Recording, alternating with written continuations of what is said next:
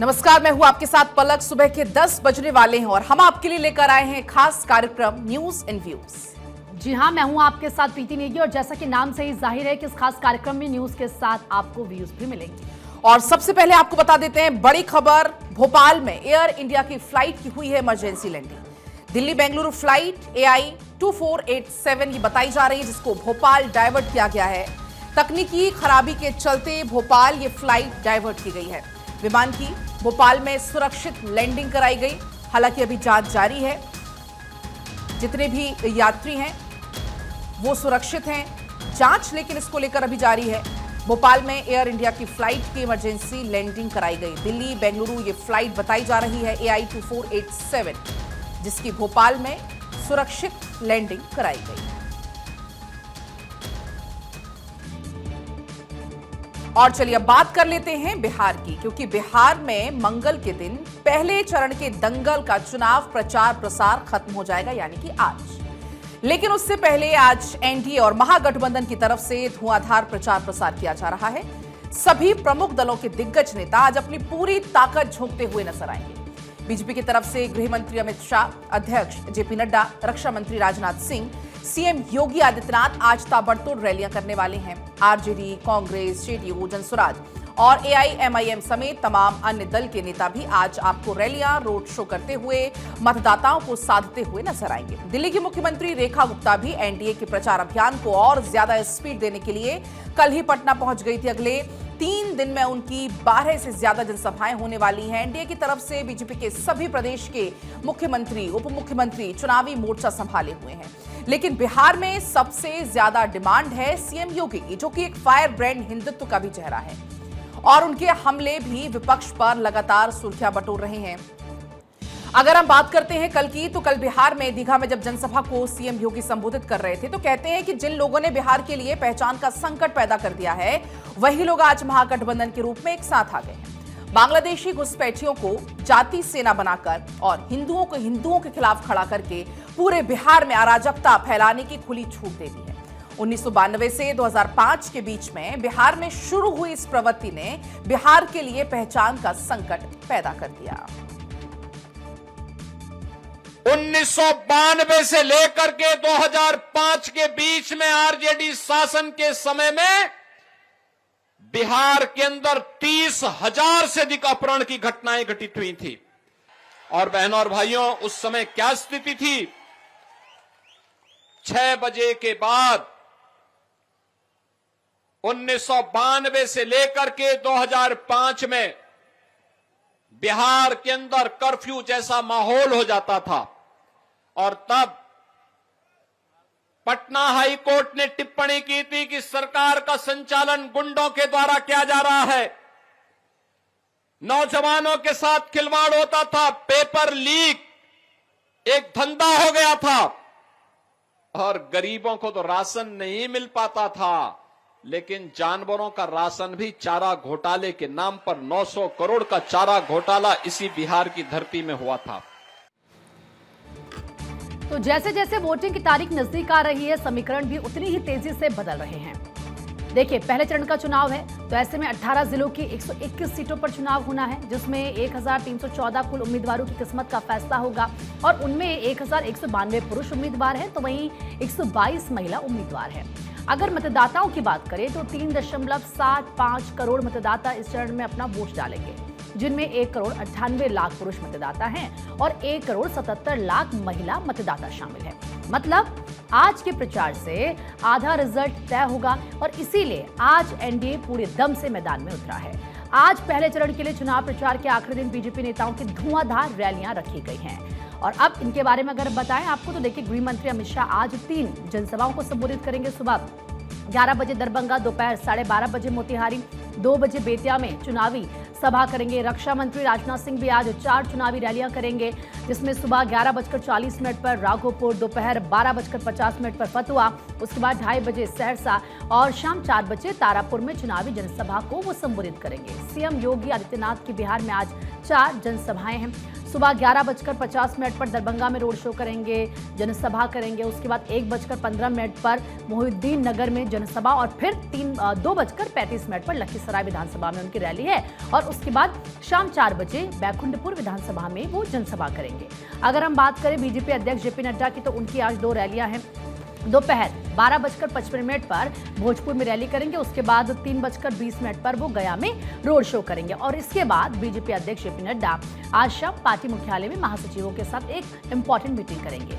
इस बैठक में अब तक के चुनावी प्रदर्शन की समीक्षा की जाएगी और अगले चरण की रणनीति पर चर्चा होगी। माना जा रहा है कि इस बैठक में प्रचार की दिशा और प्रमुख मुद्दों को लेकर अहम फैसले लिए जा सकते हैं। आज पहले चरण का आखिरी है, तो वहीं आखिरी दिन है और दोनों अलायंस की तरफ से एक दूसरे पर हमले भी काफी ज्यादा तेज हो चुके हैं। कल बीजेपी सांसद रवि किशन ने राहुल गांधी के मछली पकड़ने वाले वीडियो पर हमला करते हुए कहा था कि उनके हाथ कल जितनी मछली लगी है उससे कम ही वोट उन्हें मिलेंगे। तो वहीं हम वोट पकड़ रहे हैं, वो मछली पकड़ रहे हैं, हम लोगों से जाकर मिल रहे हैं, रवि किशन की तरफ से और क्या कुछ कहा गया था, एक बार सुन लीजिए आप। उनके हाथ जितना मछली लगा है उसे करीबन, अगर उनके जितना भी मछली लगा है उससे कम ही उनको कम ही वोट मिलेगा। कमाल है भाई, हमको तो लेकिन अच्छा है। चलिए, वो अंदाज उनका स्विमिंग का सबको बहुत अच्छा लगा और बहुत अच्छा है। हम लोग वहां पर वोट पकड़ रहे हैं, वो मछली पकड़ रहे हैं। दरअसल जैसे जैसे मतदान का वक्त नजदीक आ रहा है, दोनों ही तरफ से हमले और तेज हो गए हैं और आज तो आखिरी दिन है तो हमले और तेज होंगे। जहां एक तरफ राहुल गांधी पीएम पर हमले कर रहे हैं, तो वहीं सीएम योगी भी सीधा एक के बाद एक हमले कर रहे हैं।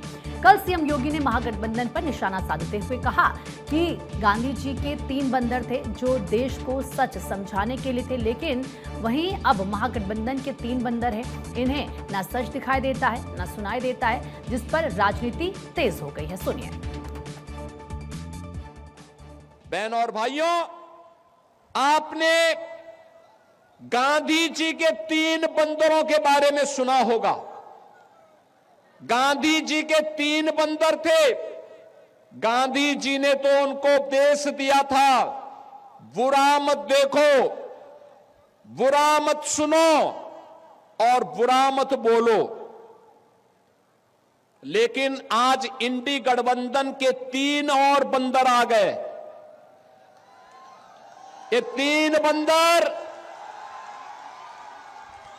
पप्पू, टप्पू और अप्पू के नाम पर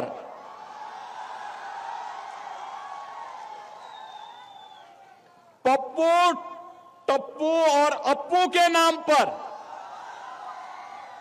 पप्पू सच बोल नहीं सकता, अच्छा बोल नहीं सकता, टप्पू अच्छा देख नहीं सकता और अप्पू सच सुन नहीं सकता। देखिए, आज पहले चरण का चुनाव प्रचार थम जाएगा और इसीलिए सीवान, रघुनाथपुर जैसे संवेदनशील क्षेत्रों में सुरक्षा व्यवस्था भी कड़ी की गई है। चुनाव आयोग की गाइडलाइंस के तहत आज शाम के बाद प्रचार बंद हो जाएगा। इसके बाद प्रत्याशी सिर्फ डोर टू डोर अपना कैंपेन कर सकेंगे। लेकिन आज आखिरी दिन एनडीए की रैलियों को लेकर क्या है तैयारी और इसके बाद डोर टू डोर कैंपेन को लेकर क्या है बीजेपी की तैयारी। चलते हैं पटना, हमारे संवाददाता सर्वेश इस वक्त हमारे साथ वहां से जुड़ चुके हैं। सर्वेश, क्योंकि पहले चरण के चुनाव का जो प्रचार है वह आज शाम 5 बजे थम जाएगा, उसके बाद डोर टू डोर कैंपेन होगा। सबसे पहले बताएं कि आज क्या तस्वीर बिहार से नजर आ रही है, तमाम दिग्गज वहां पर रैलियां करेंगे आज। जी बिल्कुल प्रीति, देखिए तमाम दिग्गजों की रैलियां लगाई गई हैं। इसके अलावा बहुत सारे रोड शो भी होने वाले हैं। रेखा गुप्ता की बात कर लें, शिवराज सिंह चौहान की बात कर लें, स्मृति ईरानी की बात कर लें, योगी आदित्यनाथ की बात करें, जेपी नड्डा की बात करें, अमित शाह की बात करें, राजनाथ सिंह की बात करें, तमाम लोग आज रोड शो और जनसभाओं को संबोधित करने वाले हैं। दूसरी तरफ राहुल गांधी और तेजस्वी यादव मोर्चा संभालने वाले हैं। लालू प्रसाद यादव भी अब एक्टिव हो गए हैं। कल वो दानापुर में रोड शो करते नजर आए थे। आज भी हो सकता है कि लालू प्रसाद यादव रोड शो के लिए बाहर निकले। तो एक तरह से कहा जाए तो चुनाव प्रचार अपने पूरे चरम पे है, क्योंकि आज आखिरी दिन है पहले चरण के मतदान को लेकर प्रचार का। शाम 5 बजे प्रचार थम जाएगा। और एक तरह से कहा जाए तो जो मतदान कर्मी हैं, जिनको मतदान कराना है, उनको भी आज टास्क दिया गया, वो भी आज अपनी अपनी रिपोर्टिंग देंगे और रिपोर्टिंग देने के बाद उनको ईवीएम और वीवीपैट उनको हवाले किया जाएगा और कल तक उनको अपने अपने बूथ पर मतदान जो केंद्र हैं वहाँ पर पहुँचना है।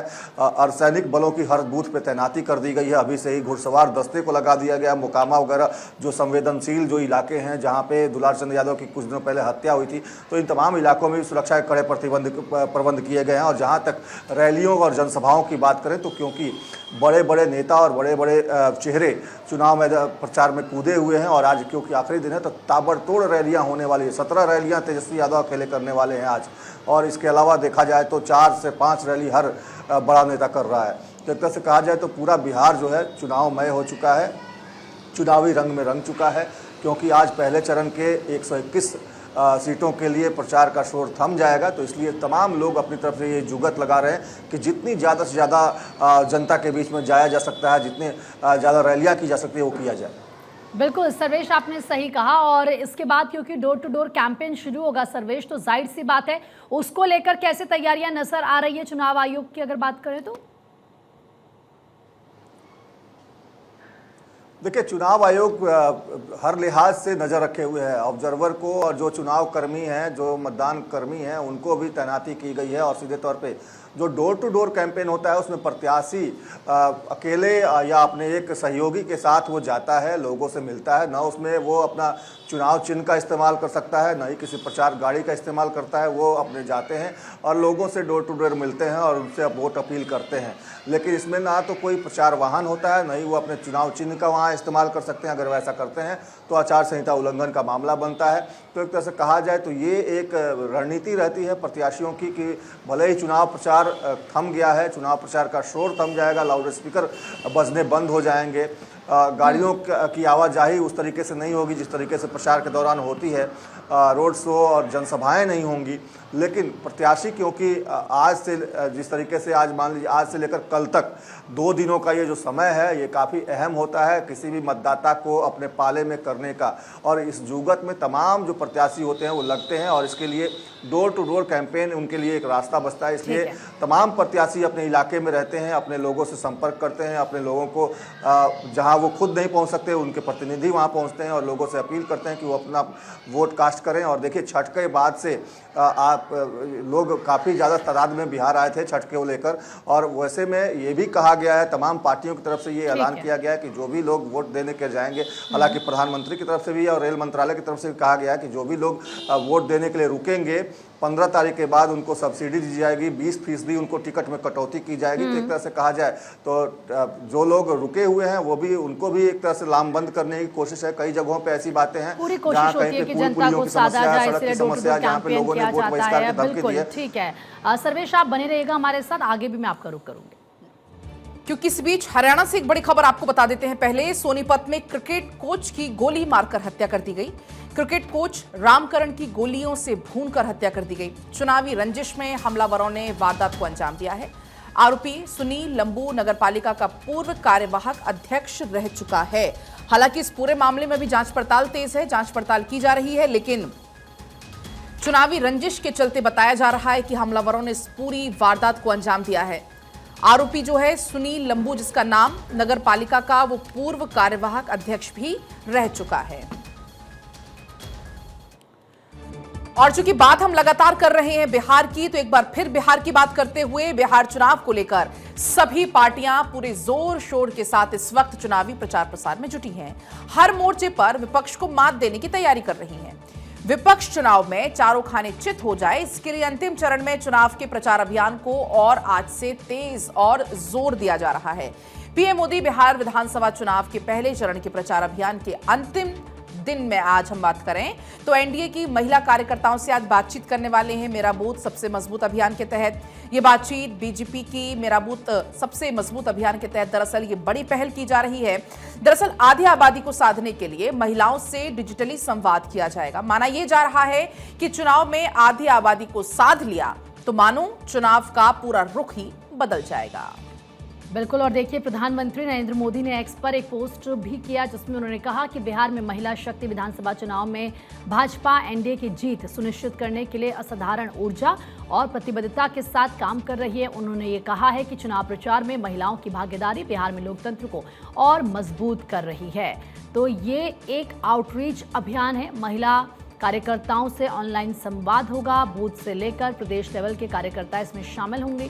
वहीं चुनावी अभियान के रणनीतिक पहलू पर चर्चा की जाएगी। कार्यकर्ताओं को हर बूथ जीतो का मंत्र।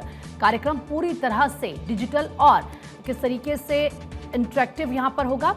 और इस वक्त हमारी पॉलिटिकल एडिटर अदिति नागर जुड़ चुकी है हमारे साथ। अदिति, हम देखते हैं कि महिलाओं पर फोकस बीजेपी का, एनडीए का खास तौर पर रहता है।